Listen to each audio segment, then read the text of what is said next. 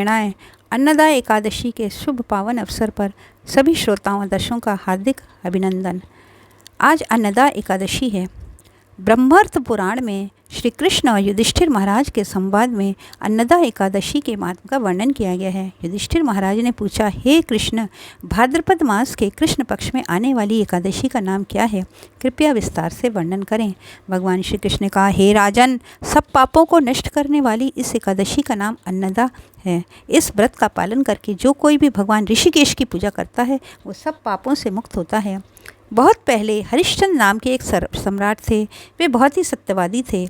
अनजाने में किए गए पाप के कारण और अपने वचन की पूर्ति के लिए उन्होंने अपना राज्य गंवाया। इतना ही नहीं, पत्नी और पुत्र को भी बेचना पड़ा। हे राजन, उस पुण्यवान राजा को चांडाल के पास सेवक बनकर रहना पड़ा।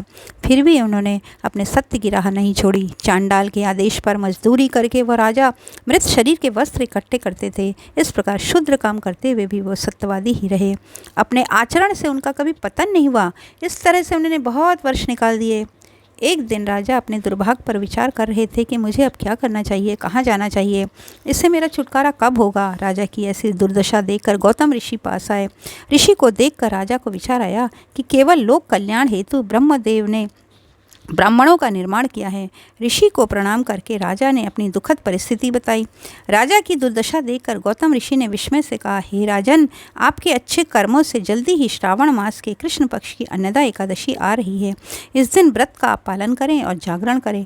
आप सभी विपत्तियों से मुक्त हो जाओगे। हे राजन, केवल आपके लिए मैं यहाँ आया था।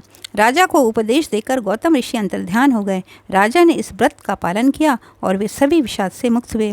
भगवान श्री कृष्ण ने कहा, हे नृपेंद्र, अनेक वर्षों तक भोगने वाले दुख इस अद्भुत व्रत के प्रभाव से फौरन नष्ट हो जाते हैं।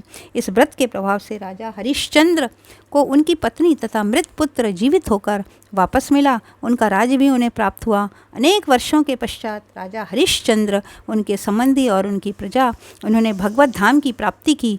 हे राजन, जो कोई भी इस व्रत का पालन करता है उसे आध्यात्मिक जगत की प्राप्ति होगी। जो कोई इस व्रत का महत्व श्रद्धा से सुनेगा अथवा पढ़ेगा उसे अश्वमेध यज्ञ का पुण्य प्राप्त होता है। ओम नमो भगवते वासुदेवाय।